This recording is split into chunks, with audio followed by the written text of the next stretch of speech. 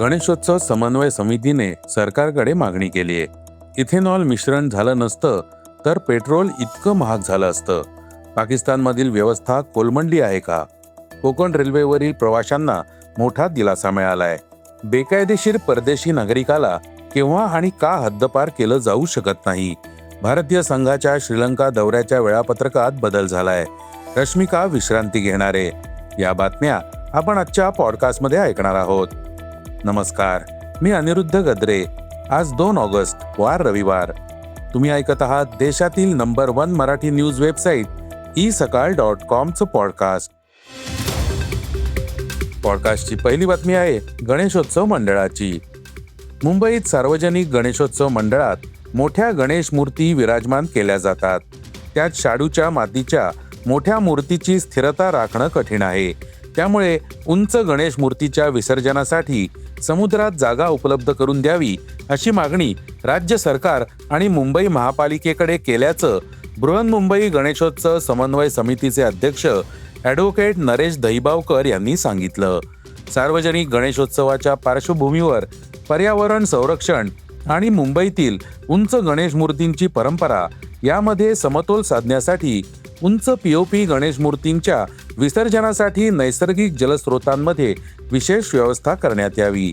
तसंच समुद्रातील विशिष्ट भाग निश्चित करून तेथेच उंच मूर्तींचं विसर्जन करावं आणि त्यानंतर मूर्तींचं तातडीने संकलन करून विघटन केंद्रात पाठवावं अशी चक्राकार विसर्जन पद्धत समितीने सुचवल्याचं दहिबावकर यांनी सांगितलं. समितीचे अध्यक्ष नरेश दहिबावकर यांनी 29 जुलैला स्मरणपत्र देऊन विविध मागण्या केल्या आहेत. उच्च न्यायालयाच्या आदेशाच्या पार्श्वभूमीवर पीओपी मूर्तींबाबत सध्याची कायदेशीर स्थिती लक्षात घेऊन यंदाच्या गणेशोत्सवासाठी तातडीने स्पष्ट मार्गदर्शक सूचना जारी कराव्यात अशी मागणीही करण्यात आली आहे. पॉडकास्टची दुसरी बातमी आहे इथेनॉलची. पेट्रोलमध्ये इथेनॉल मिसळण्यावरून वाढत्या टीकेच्या पार्श्वभूमीवर केंद्र सरकारने या योजनेचं समर्थन केलंय. पेट्रोलियम आणि नैसर्गिक वायू मंत्रालयाने म्हटलंय की जर भारतात इथेनॉल मिश्रण लागू केलं नसतं तर आंतरराष्ट्रीय कच्च्या तेलाच्या वाढत्या किमतींच्या काळात दिल्लीतील पेट्रोलची किंमत प्रति लिटर सुमारे 125 रुपयांपर्यंत पोहोचली असती.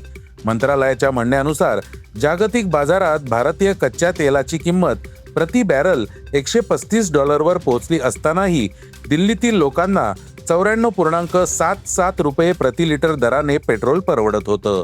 याचं मुख्य कारण म्हणजे पेट्रोलच्या प्रत्येक लिटरमधील 20% देशांतर्गत इथेनॉलचं प्रमाण, जे आधीच निश्चित केलेलं होतं आणि त्यावर आंतरराष्ट्रीय कच्च्या तेलाच्या किमतींचा परिणाम होत नव्हता.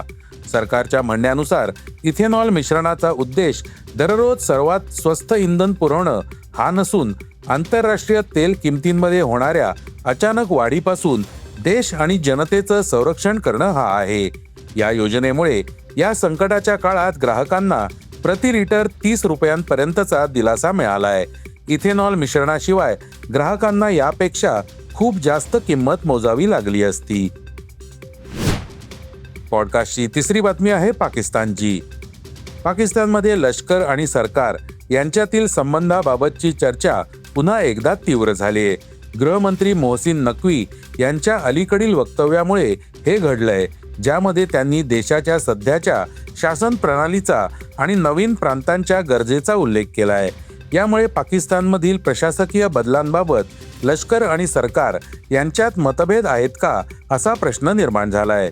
या वादाच्या पार्श्वभूमीवर लष्कराच्या माध्यम शाखा ISPRचे महासंचालक लेफ्टनंट जनरल अहमद शरीफ चौधरी यांनी एका पत्रकार परिषदेत स्पष्ट केलं की नवीन प्रांत निर्माण करणं किंवा प्रशासकीय रचनेत बदल करणं हा लष्कराचा विशेषाधिकार नसून तो जनतेचा आणि त्यांच्या निवडून आलेल्या राजकीय नेतृत्वाचा आहे.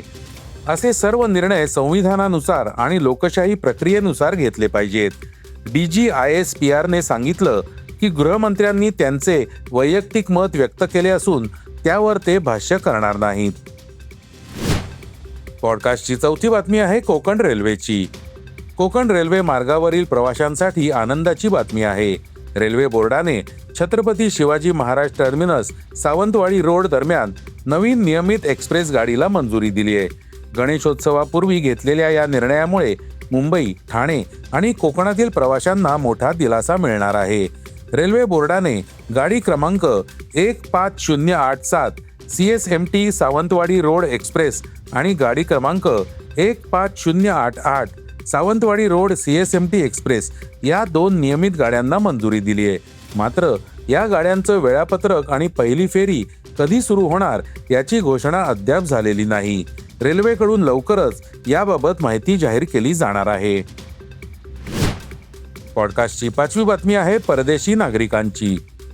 भारतात बेकायदेशीरपणे राहणाऱ्या परदेशी नागरिकांना कसं हद्दपार केलं जातं या संदर्भात केंद्र सरकारने सर्वोच्च न्यायालयाला कळवलंय की जर एखाद्या परदेशी नागरिकाच्या नागरिकत्वाची पुष्टी झाली नसेल तर न्यायालयाच्या आदेशानंतरही त्यांना त्यांच्या नमूद केलेल्या देशात हद्दपार केलं जाऊ शकतं. याचं कारण असं की संबंधित देशाकडून पुष्टी आणि स्वीकृती मिळाल्याशिवाय हद्दपारीची प्रक्रिया सुरू होऊ शकत नाही. पॉडकास्टची 6वी बातमी आहे क्रीडा क्षेत्रातून. श्रीलंकेविरुद्धच्या 2 सामन्यांच्या कसोटी मालिकेपूर्वी भारतीय संघाच्या वेळापत्रकात मोठा बदल करण्यात आलाय. भारतीय कसोटी संघ आणि स्थानिक श्रीलंकन 11 यांच्यातील सराव सामना एका दिवसाने कमी करण्यात आलाय. मूळतः 4 दिवस चालणारा हा सामना आता 3 दिवसांचा करण्यात आलाय. हा सराव सामना 7 ते 9 ऑगस्ट दरम्यान कोलंबो येथील NCC मैदानावर खेळला जाईल, जे दुसऱ्या कसोटी सामन्याचे ठिकाण असलेल्या SSC स्टेडियम जवळ आहे. भारतीय संघ या दौऱ्यासाठी 4 ऑगस्ट रोजी कोलंबोला रवाना होईल. पॉडकास्टची शेवटची बातमी आहे रश्मिका मंदानाची.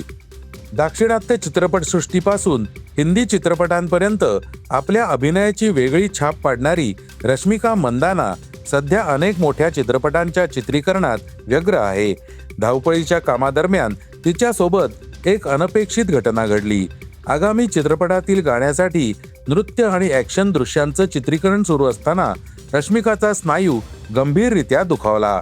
वैद्यकीय तपासणीनंतर तिला 6 आठवडे संपूर्ण विश्रांती घेण्याचा सल्ला देण्यात आलाय. त्यानंतर पुनर्वसन उपचार सुरू करण्यात येणार आहेत. अशा प्रकारची दुखापत प्रामुख्याने व्यावसायिक खेळाडूंमध्ये आढळते असं डॉक्टरांनी सांगितलंय. या दुखापतीमुळे तिच्या चित्रपटांचं चित्रीकरण तसंच इतर व्यावसायिक कामांचं वेळापत्रक बदलण्याची शक्यता वर्तवली जातेय. रश्मिका किंवा तिच्या चमूकडून अद्याप अधिकृत निवेदन देण्यात आलेलं नाही. तिच्या प्रकृतीत लवकर सुधारणा व्हावी अशी चाहत्यांची अपेक्षा असून तिच्या पुढील प्रकृतीविषयीच्या अधिकृत माहितीकडे सर्वांचं लक्ष लागलंय. हे होतं isakal.comचं पॉडकास्ट, अर्थात सकाळचं पॉडकास्ट. उद्या पुन्हा भेटूयात. हे पॉडकास्ट तुम्हाला कसं वाटलं जरूर कळवा. त्याला रेटिंग द्या आणि इतरांना रेकमेंड करा. धन्यवाद. Script and research by Vrushal Karmarkar.